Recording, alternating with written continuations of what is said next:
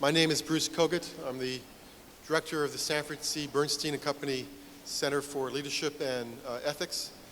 And I'm here today to introduce our speaker, Mr. Peter Blom, who will receive the Botwinick Prize here as well. We have people from the Botwinick family. I see some friends in the audience, which I'm very happy to see here, some nice surprises. And perhaps Ed and Elaine, are you here and, around us? So they're coming around the other elevator. So that we are very pleased to have this prize, which is given out every year by the family. Mr. Peter Blom is the CEO of Triodos Bank and has been in this job now for over a decade and has been with the bank for about 30 years, which is a long time of stable employment, which is part of the story of this bank itself. He was born in Leiden in the Netherlands, studied economics. Economics often means in Europe business as well, so perhaps it was a bit of both. Now this is where it gets difficult because you get these Dutch names, and so it's a little tricky and stuff. It's at Vrije Universiteit, something like that, but Peter can correct me on this later. I know you have to spit a lot when you say these things, so Vrije Universiteit in Amsterdam was jointly responsible for establishing one of the first centers in the Netherlands for organic food, so he has a history before this in the environmental space, worked in many parts of the bank before becoming a managing director and then a CEO and chairman. He has a distinguished, as an award of the Dutch Royal Distinction of Knight of Oranje Nassau. I don't think this is Nassau County, Long Island, but Nassau in Holland. Probably you have a nice medal attached to that, my guess is these things, but not wearing it today. And as you'll find out, he's been a force not only in the bank, but creating an alliance for, global alliance for values in banks and diffusing some of the lessons from Triodos to other areas. Usually when we give out this prize, it's often for a company which is involved in corporate social responsibility. And then we explain that despite the profits of the company, it does great things for the world.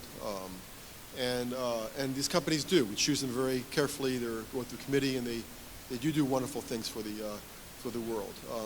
Triodos Bank, presents us a different case because it starts off with a social mission, which makes it so interesting for us, and then on top of that has a financial return. This idea of a double bottom line is a bit in the U.S. We have people in the U.S., the B Corporation, talking about it. Interesting, but in Europe it's more common. Perhaps people are more at ease with it. But if you look at the financials, which maybe will be discussed on this, you'll find out the profit margins of the bank were very stable for a long period of time. Through the crisis, the profit margins didn't move very much, and the overall profitability remained very stable during this time. So maybe on a risk-return sort of basis, this is an extremely attractive company in terms of its financial performance, and also has done extremely well in making the social investments which you'll hear about. A few years ago at NYU, some great colleagues there did a study on social capital markets and the securitization of microfinancing, and they found out that these securitized loans performed rather well up to 2007, but this did not actually hold up. 2008, 2009, the market crashed for them. So it's kind of interesting to see how a company can maintain a stability through a crisis, which did affect other social enterprises. It's not like the whole social enterprise sector was unaffected by this. On the contrary, they were very, very affected. It's for these reasons, not only the financial achievements, obviously, but also the social objectives, that we asked Peter Blom to speak. And I think I can speak on behalf a little bit of Elaine and Wilkinson and Ed Botwinick to say that there was great enthusiasm in awarding this prize to Peter and to Triodos Bank. It's a prize which was established a number of years ago in honor of their father, his wife his wife Bessie. This is the prize which is given out now for a number of years, and I think this is the first time, I could be wrong, I'm not here as long as everyone here, but the first time we get a prize to a social enterprise directly, which is exciting for us. I want to say real quickly what we're about. You know, you probably know by now what the Bernstein Center does.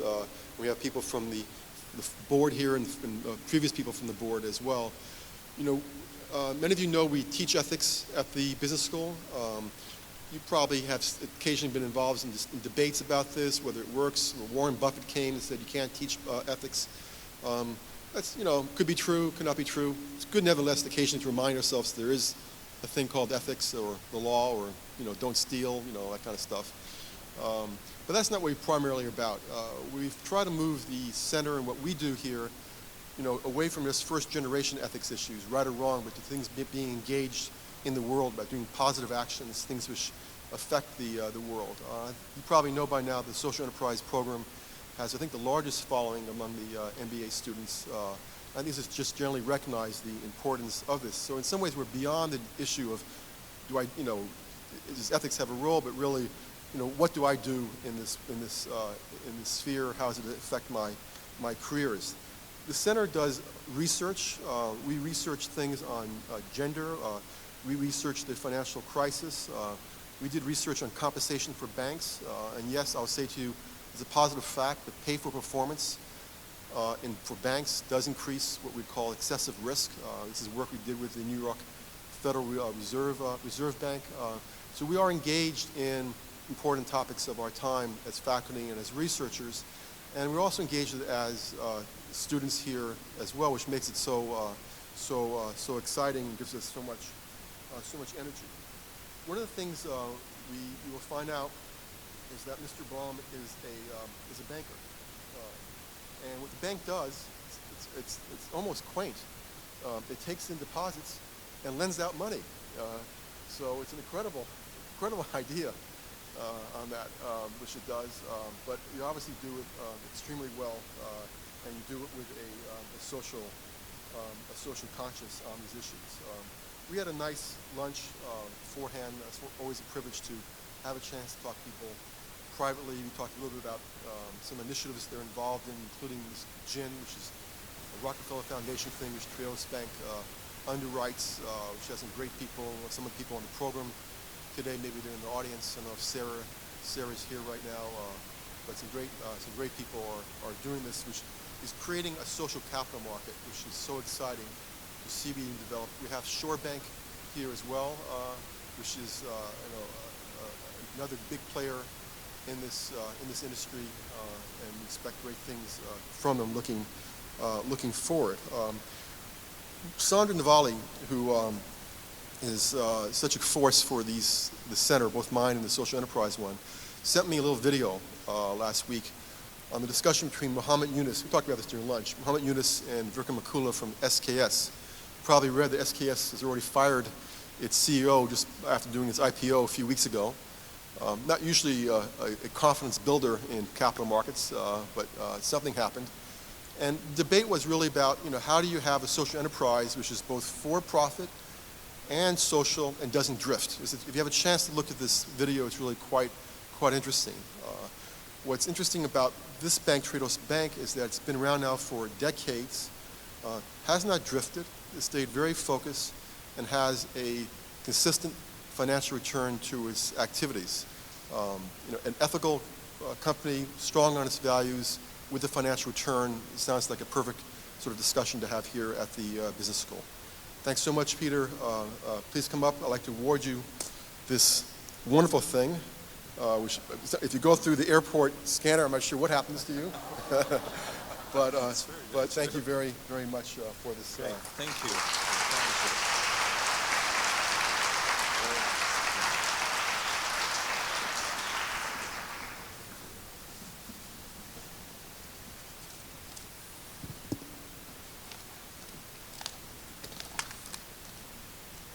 Well, first of all, a sincere thank to the Botwinick family for this prize. It's, if you look at the list of the prize winners in previous years, it's a very, very big honor to be part of that list. What I would like to do with you is two things. I want to take you on a journey of the last 30 years, and with a focus on business and society and how ethics run through that. Because I think ethics is a quite important issue, has become a more important issue, but how does it work? What are the dilemmas? And are we not using the word too easy sometimes? And how can we get better grip on it? In the last 30 years, I was involved in the bank, building the bank. I was there right from the start. We were only with 5. That were the days where you could start a bank with 5 people. Great times. Now we are with 600, many more in many more countries. But in those 30 years, we had a great, great experience. Also some challenges. I will share those with you.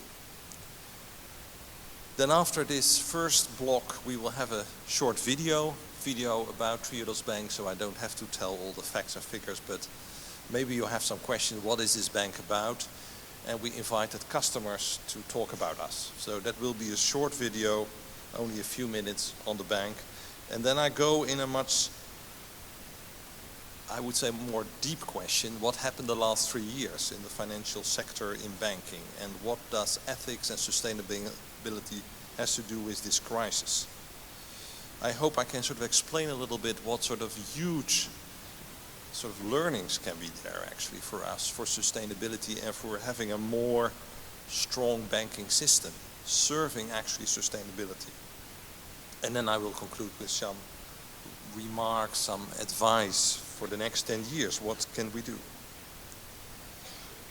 30 years of a journey from social renewal to sustainability to quality of life. Different ways of talking about what is really important to people. Not so much about numbers, more about qualities. Actually coming to quality of life. Going back to 1980, when the bank started, and I was the young guy who came in who had to do the loans. So I was the loan department. My car was the loan department. And I went to see customers, made presentations. In those days, banks were banks, government was government, business was business, and it was not really interrelated.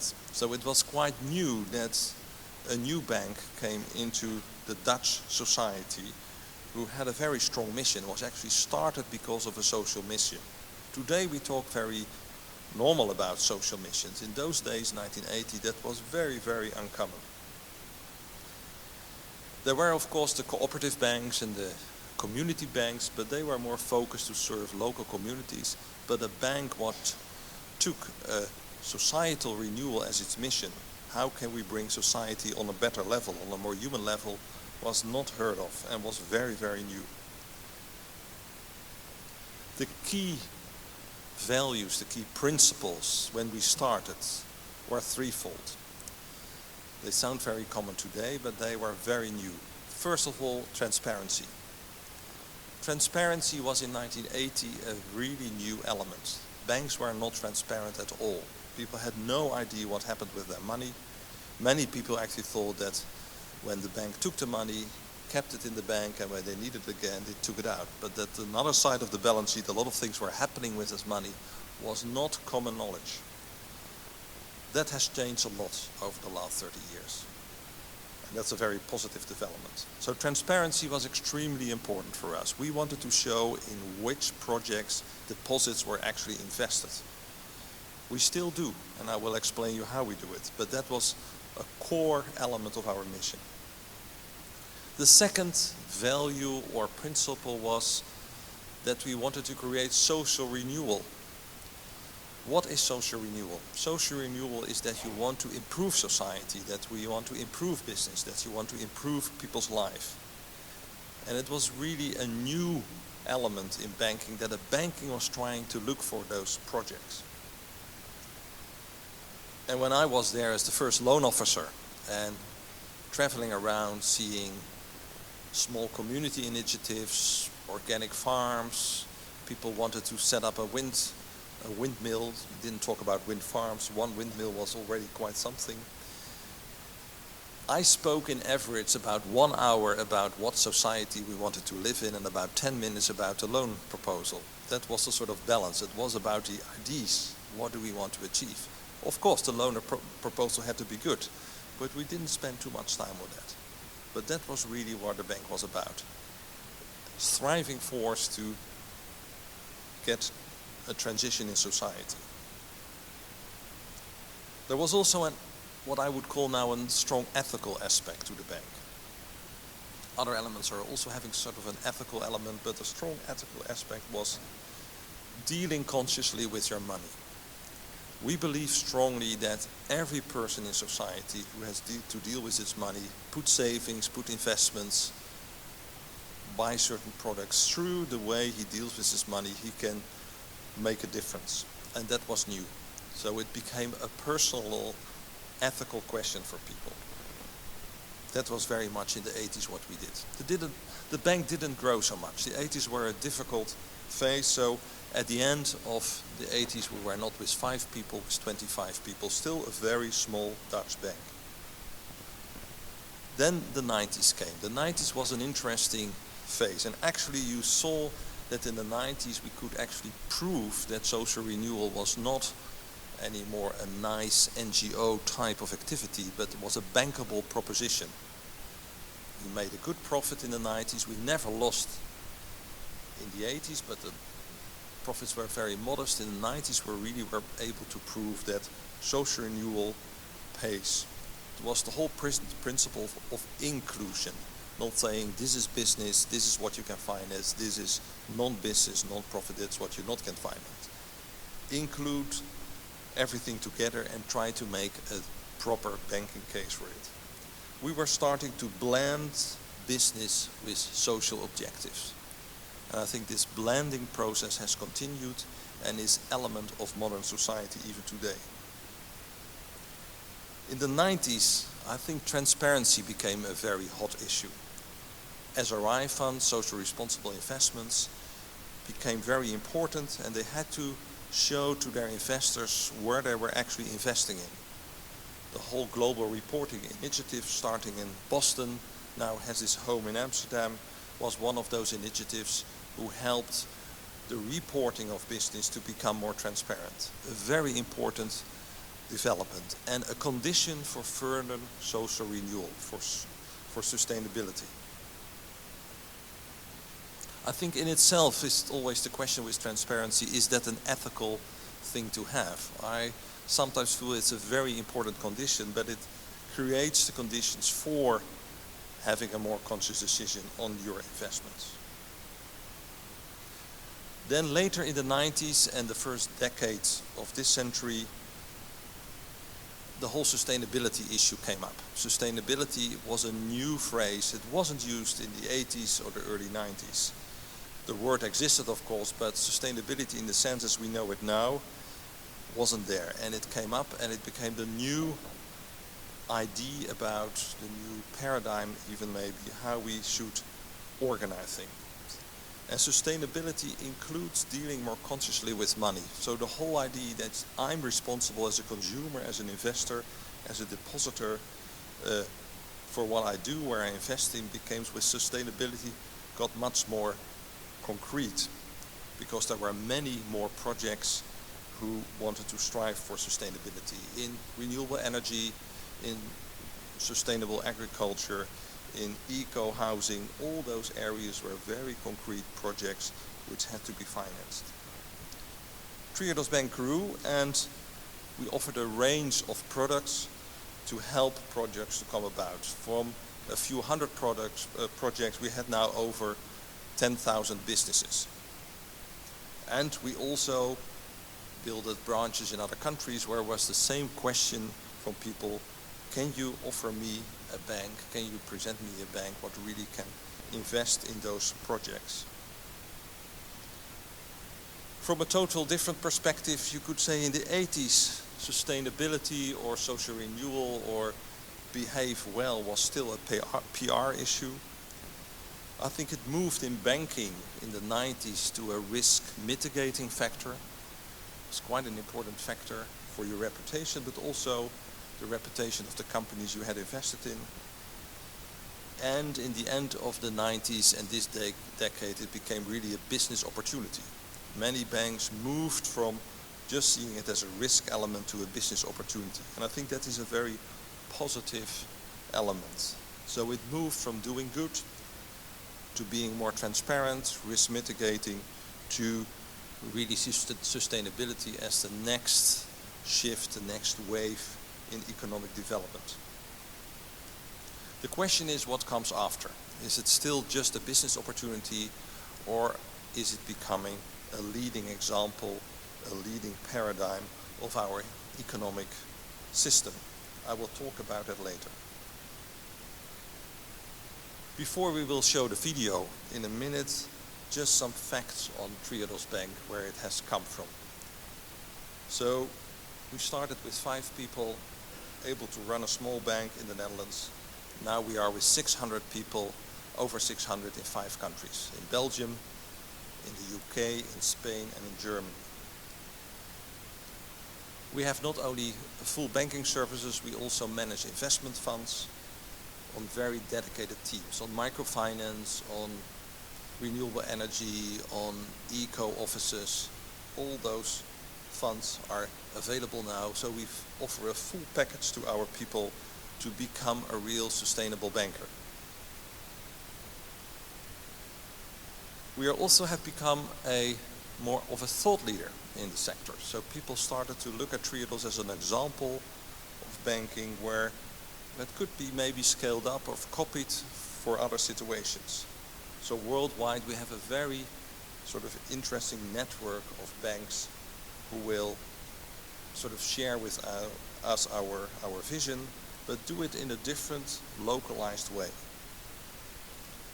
Total assets under management, I'm talking in a business school, so you want to have some numbers as well, is about $7.5–8 billion. That includes the bank, the investment funds, and some private banking activities. Over the last 30 years, we always have been profitable. It's always very dangerous to say because there always can be a year you're not, but we have been profitable over 30 years, have a very stable business model, and grew quite rapidly. We double in size about every 3–4 years, and we do that for the last 20 years. So you see a fast expanding organization, what is in banking quite a risk sometimes, but we manage that to work. And now I would like to show you a short video, and then we will continue with the financial system. Somebody will start that video probably now.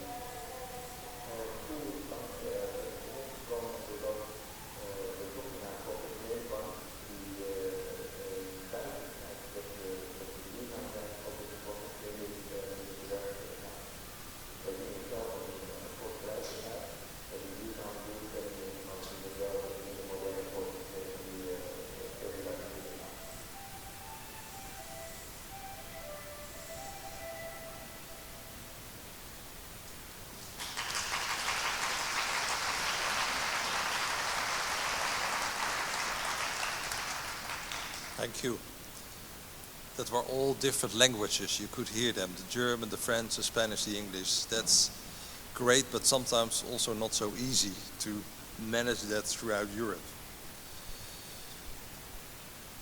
Then I want to move now to the financial crisis and the role of banking. And as somebody said, or many people said, it's never waste a good crisis, and I think we can learn a lot from it. But then we have to look at it more carefully and see what actually happened there and is still happening in my view. It makes sense to create some clarity to look at 4 different levels. Because too many times you hear it's a moral issue, it's a system issue, it's an act of God, all sort of expressions where I feel it's a combination of issues and you should be more clear about what issue is on what level. And where I want to start is on the personal level, the level of the individual banker. It's quite unusual for bankers to talk about ethics. They like to have to talk about the personal bonus, but the personal ethics is something different. But I think it's very important that if we want to deal with next financial crises, that on a personal level, bankers learn their lessons. It's about personal responsibility, it's about integrity. That is important. And you have to link your personal ethics with your profession. In many cases, what I heard from my colleagues when we talked, said, well, actually, I agree with you privately, but I cannot really do that in my bank. And that is such a sort of dissatisfying thing. You really have to bring your personal ethics in your profession. And of course there are challenges, there are dilemmas, but I think it's incredibly important when we face next crisis and next challenges in the financial system that also the bankers understand that there is a personal responsibility. In the Netherlands we learned from it in a way that in the Bankers Association, so where all the banks are together, we agreed that there should be a banker's oath. Every banker, senior banker, should underwrite, should agree with a banker's oath where certain principles are clearly described.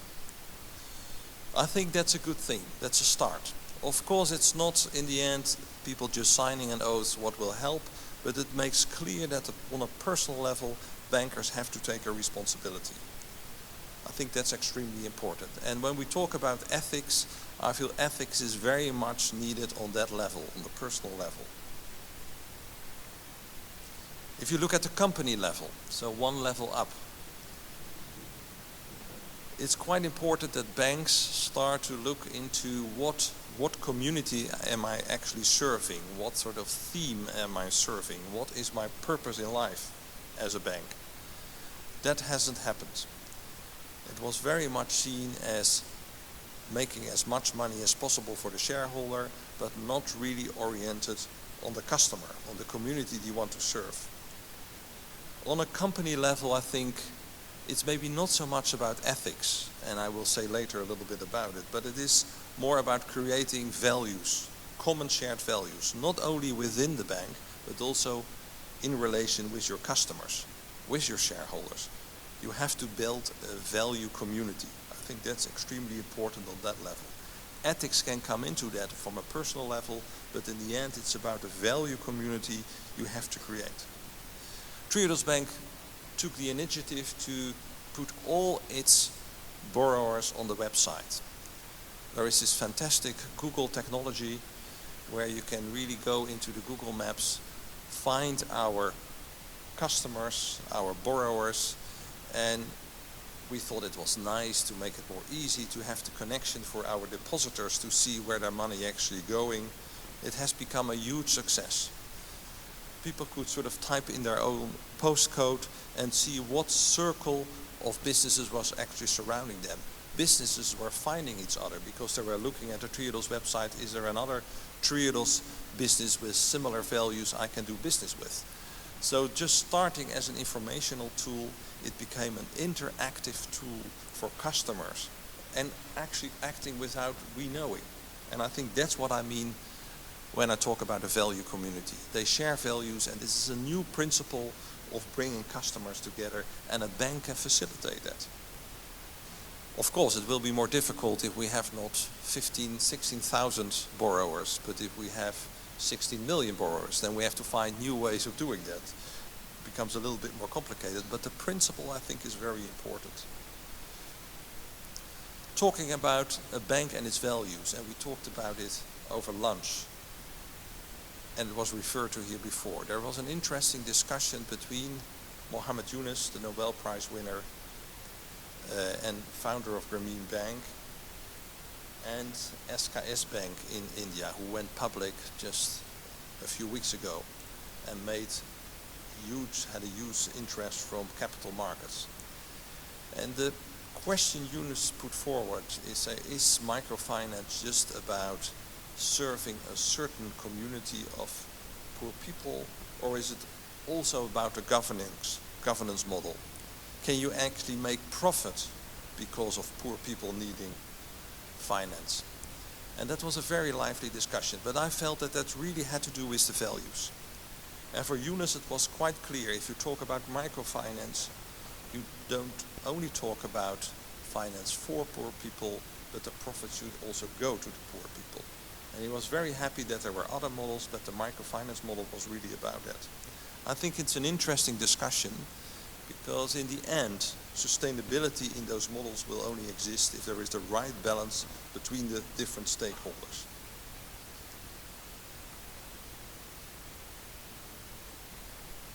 Interesting is also that the word ethics, when you talk about companies, is quite different in the Anglo-Saxon world, where you are mostly part of, I assume, and Middle Europe. We had this interesting discussion, how do we present our bank? Are we an ethical bank? And it was very clear that our colleagues in the UK were completely happy doing that. Being an ethical bank that's how you sell yourself. That's how you profile yourself. If you would do that in Germany or in the Netherlands, that would not be accepted. That would be something, you are ethical means I'm not ethical. You can't say that. So promoting yourself as an ethical bank in Middle Europe, Germany, Spain, Belgium, the Netherlands, is not what you can do. And there you see that also words are quite important. Where can you use ethics and where you cannot use it? Very interesting experience. I think here in the US you can much more easily talk about an ethical company, not in Middle Europe. What we did do to create this sort of group of banks who want to look at values is the Global Alliance for Banking on Values. It was mentioned before. It's an alliance started in 2009, and we invited 11 banks to join worldwide. And we invited them on the basis that we have shared values, but we execute them in a very different way. So we have a bank from Bangladesh, BRAC Bank, we have a bank from Peru, 2 banks from the US, we have also banks from Europe, and they form this global alliance. And we think it's extremely important to show that banking can be done in a different way, in a profitable, triple bottom line way. And we want to grow this global alliance the coming years to 50, 100 banks. And there is a lot of interest from middle-sized banks to join, to show that the business model, banking on values, is something what works and what can help social entrepreneurs to grow their business. They are extremely important to make this transition in greening and a more social economy. So I think that's about the institutional level. Then there is an interesting discussion going on the financial sector level. What is the role of banks in our economy, in our society? And I think that has been taking place in politics, also in the banking sector itself. And the question, of course, is a bank private or is a bank a government-owned institution? And I feel that level of discussion we should exceed. I don't think you can say a bank is fully private, because when it has trouble, government comes to help it. And that in itself shows that it's not a complete private company. On the other side, to make it a government bank probably doesn't work either. Governments are not so reliable, at least not in my country. I don't know how it is here. Governments are not really made to run banks or to run business. But there is maybe a third sphere or realm in between. And some people call it the commons. That are the areas where you need entrepreneurship. Absolutely, maybe social entrepreneurship. And it does serve the community. It's not serving just a personal interest. And I feel we have not developed enough ideas yet to find legal forms to serve the commons. And I strongly believe banks are part of the commons. Maybe not the investment banks, they can be private. But the sort of butter and bread banks we all need daily are part of the commons and should be managed in that way. So not by the government, with social entrepreneurs. I think that's an important new element we have to think about. Unfortunately, that thinking after the sort of first signs of beating the crisis has come. Banks not tend to think too much about it. We go back as quick as we can to business as usual. But I think it's extremely important that these new ideas will come back and are developed, also in universities and business schools. They have a leading role in that and have to challenge the banking sector on this. The most interesting part of change is probably on a system level. That's us. We create the system together in which we do business, in which we do finance. And where I feel on a personal level it's very much about ethics, on an institutional level it's about values, and on a sector level it's about governance, how we organize it. On a system level you really talk about the paradigm shift. Paradigm shift who has to take place. And what do I mean by paradigm shift?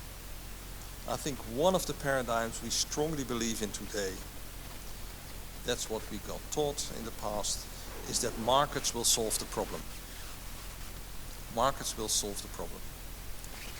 That's in our DNA. That's what we believe that has happened. And I think what we learned is that markets not always solve the problem. That there is it's a methodology what serves certain problems but not all. And it was interesting to see that even Greenspan, who was a strong believer in the markets, had to admit that markets did not solve the problem with banks. And they have to come in. And one of the aspects we have to look at is that markets do not always match with personal ethics. Personal ethics is beyond just believing that the market will solve everything. I'm not saying do away with markets, but we have to be one step above and look at it as a methodology to solve certain problems, but maybe have to adjust for others. And banking had to learn that, I think, and must learn it for the future. Markets will not solve the problem always is also when you look at the limits of our planet. It's well known that in markets the tendency is always that the short-term gain will prevail for the long-term decisions. Whatever we say to shareholders tend to look for the short term, where we now see that the planet asks us to deal with the long-term perspectives. There is a mismatch, and markets in itself will not solve that. It's my conviction. So we have to bring the long-term and the short-term together. How do we do that? What is the new paradigm? What can solve that? And I think on that level, on the systems thinking level, and that's an important level today. Maybe it wasn't 20 years ago, but today it's really important. I think personal ethics, personal ideas can come in. That's where they meet. That's where they come together again. I think that's very important also for the next 10 years. We as Triodos Bank try to practice that. We try to practice a stakeholder model where it's not just about short-term shareholder value. It works. Needs certain conditions, but it works, it can grow, it can be successful. There are more banks doing that now. So I think there is proof already. There are examples that there can be a different model.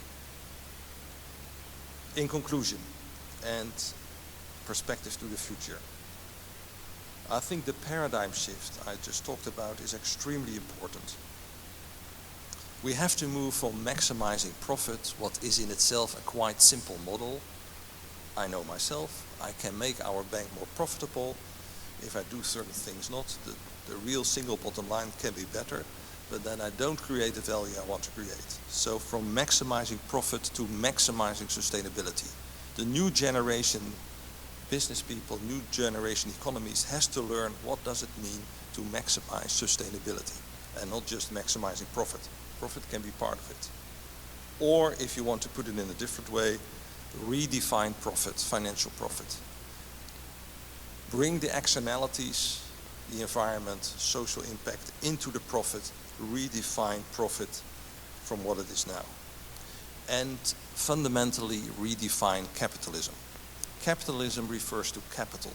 And I think we have to look what is our real capital with what is just our virtual capital and how we can give capitalism a new chance, but really to serve and not just sort of go to the self-interest. So that's on a high level, and it's asking a lot of thinking, and I don't want you immediately to agree or not to agree, but it's important that we think about those things, especially at business schools, at universities. The financial sector, that's the second thing we learned, is critical for the transformation of our economy, to green the economy.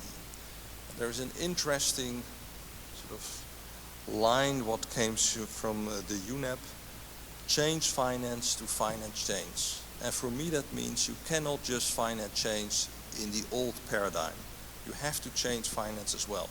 Finance really has to understand what it has to be to become a critical support factor for changing the economy. And to bring it even more concrete, down to earth, sustainability itself should not become an ideology. I can say that after 30 years of work, it should not become an ideology. We have the same traps there, of course.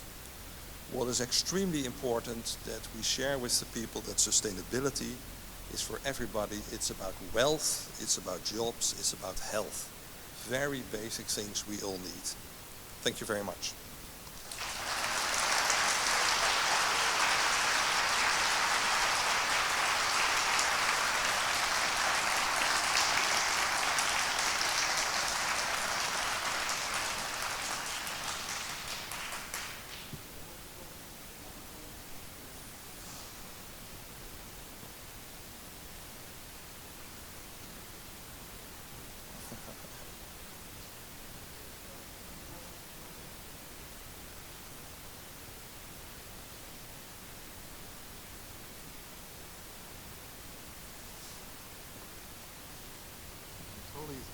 Never seen an MBA group so quiet in my life. What I heard today, that you got points if you ask questions, so.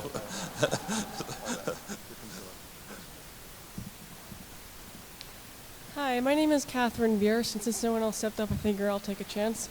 I graduated college this June, and I'm really interested in starting a career in business-driven social impact like Triodos Bank exemplifies. What kind of suggestions would you have for recent college graduates who want to make an impact right away? I didn't pick that up. So we get an echo back here. An echo. That's what.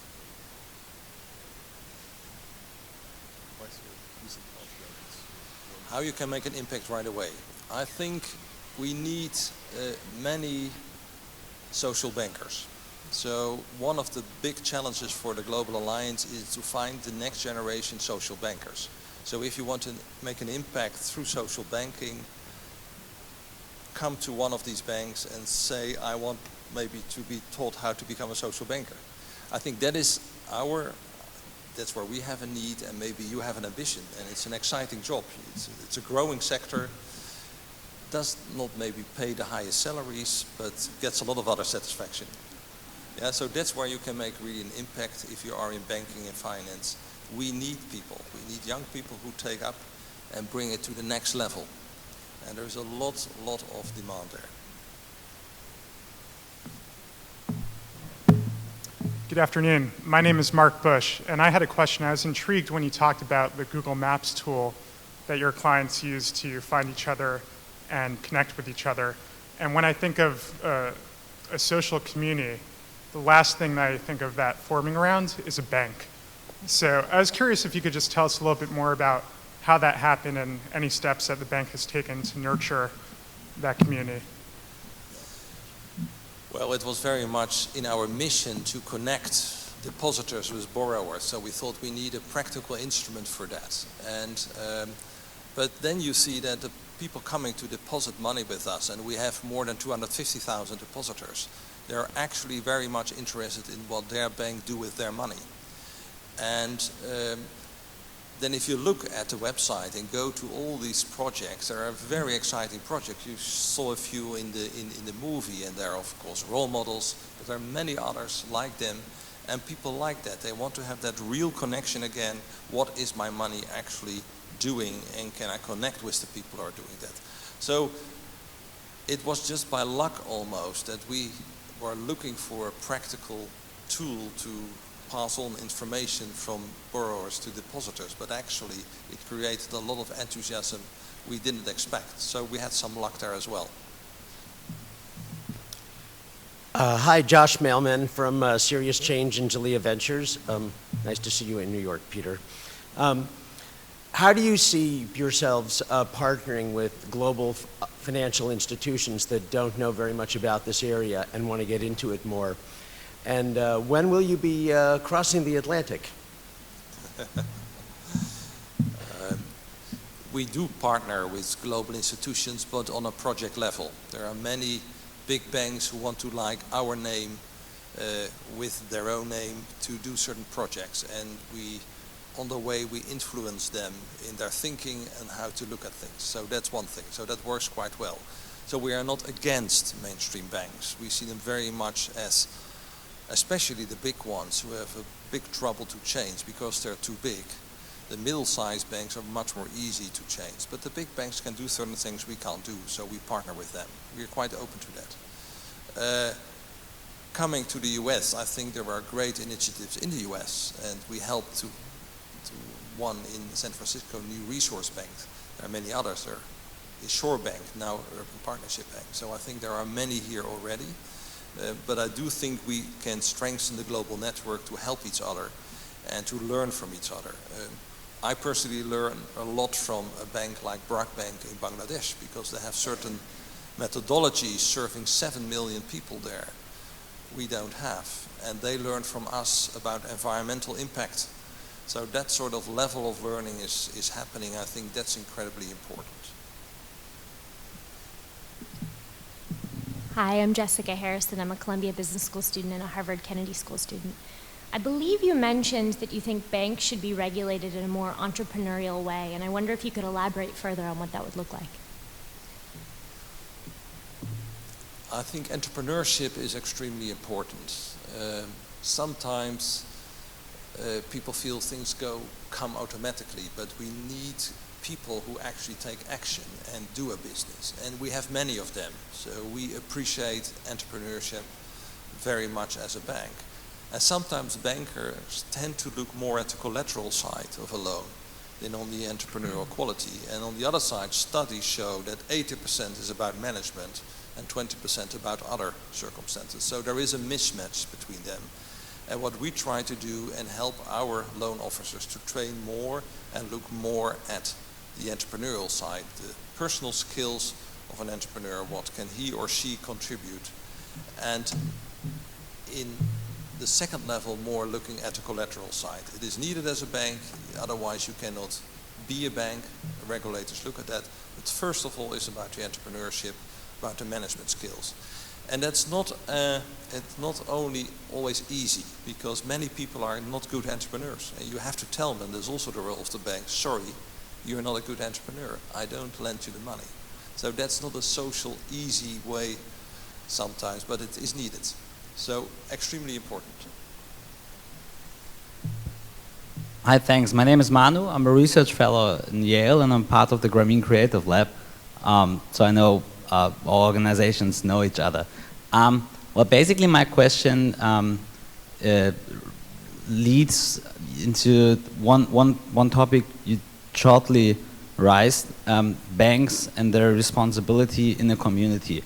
So I would like to know, we got, especially in Germany where I'm from, these Sparkasse, so you know better than me about that.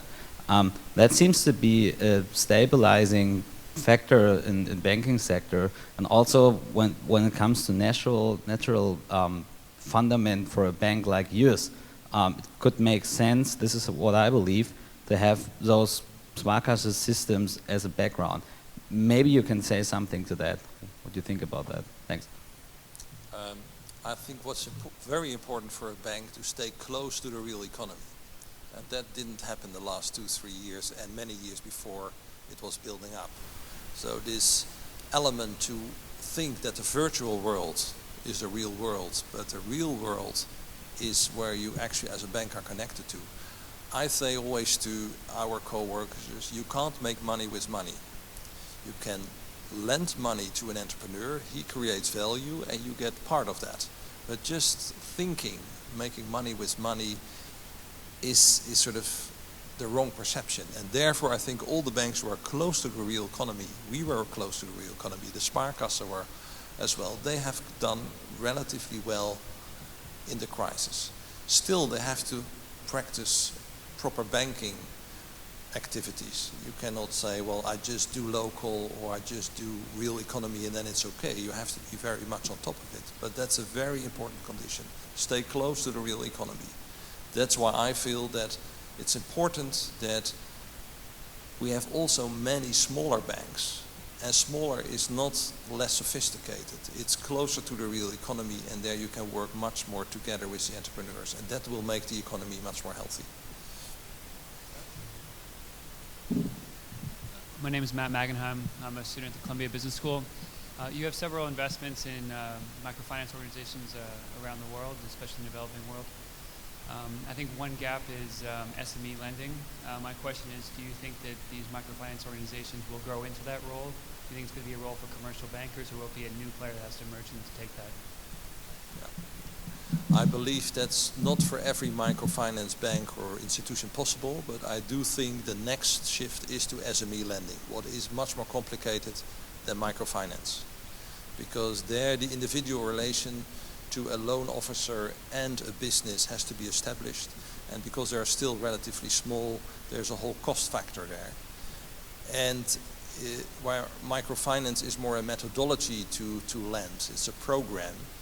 Actually, SME lending is real defining the sectors you're good at, the know-how you have in those sectors, and then work with that.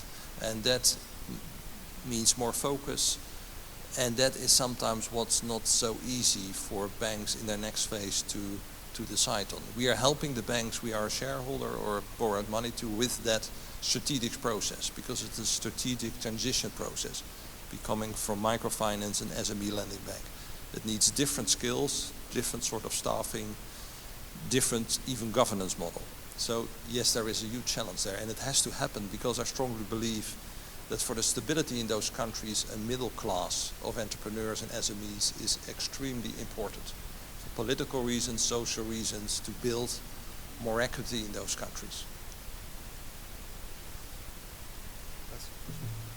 Hi, my name is Aaron. I'm a student at the Yale School of Management. And I know a lot has been said about measuring impact of social investing. Can you speak to how your group thinks about how important that impact is? Is it just enough to be doing good in general? Or how do you think about that? I have two sort of answers. One, I think impact is incredibly important to make the case that triple bottom line is the way to go instead of single bottom line, and therefore you need to measure and to show what you actually have achieved. At the same time, we sometimes go a little bit far with measuring everything, whereas you sort of take life out of it. I can give you examples where I think there are great entrepreneurs, but they are simply not able to give me all the data I want to have. And there are others who give me all the data, but are lousy entrepreneurs. So that's always a dilemma and a challenge on the ground. It's, from the theoretical point of view, needed, and we have to work on that, but on the ground it's not so easy. And life is diverse, and you have to accept it as well.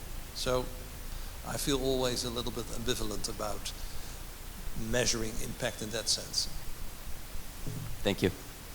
Let me ask one final question, then maybe Elaine or Ed like to say a word as a very close. You know, you you are responsible for an organization which is looking at values in banking. And part of your belief is that values leads to better banks and to better results as well. You know, I think it sounds very abstract to an audience, I think, until you experience what it actually means and you walk through it. But, you know, if you look at this country right now, the U.S., it's a little troubling sometimes about some of the actions taken, for example, most recently on the foreclosure scandal of banks. It's kind of, you know, almost astounding that it should occur at this point given the crisis. And we're a little puzzled sometimes about how to discuss it and how to teach it at the same time. But part of it has to be that it has to be kind of a core set of values you think, which goes down to the very bottom part of the corporation. Now, where's the problem, you think? You think the problem is that there are no values in these banks to go down? Or do you think they're just doing a bad job on these things? I think it's hard to give a sort of general answer, but sometimes I believe that also banks in my country, that in the end it is about a single bottom line, and it's almost like people use the bank they work for to achieve that for them personally, where I feel we should, if a bank is created and monitored, I think it's extremely important as regulators also ask the question about the culture in a bank. The culture in a bank meaning what is the connection of the community who runs the bank and they serve? How are they connected in values? And that doesn't have to be a very sort of high-level, vague discussion. That can really mean explain me who your customers are. What is your customer orientation? Who are you serving? And just by asking that question, I think you already embody more values in the bank. We had meetings in the Netherlands where actually bankers were saying to me after 20 years of banking, oh, you also can take the customer as a reference point instead of your own bonus or the shareholder interest. That has been a very, very new perspective. And I think regulators can ask more questions. The public opinion can challenge banks on that. Who are you actually serving? Make that more of a cultural issue, and I think banks will start to change. And I think also bank employees start to become more happy people, because it's much more nice to serve people than just look at your own self-interest.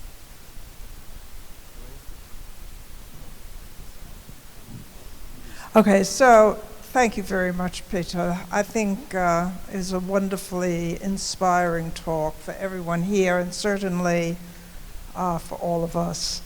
My father would have been very proud of the work you've done in your lifetime, really.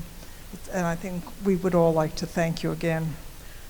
While my husband was at the World Bank, I had occasion to see the difference that the type of work you do can make in the world. So the question I would ask in closing for everyone to think about is, how do you, when you're leaving college, look around and decide what will make a difference? And how do you create that which will make a difference? Because for all the goals you have and for all the goals everyone here has, it's really so much of the challenge is identifying the question that was asked originally, how do you have a social impact?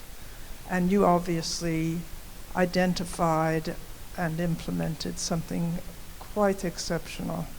So thank you again, and thank you, Bruce.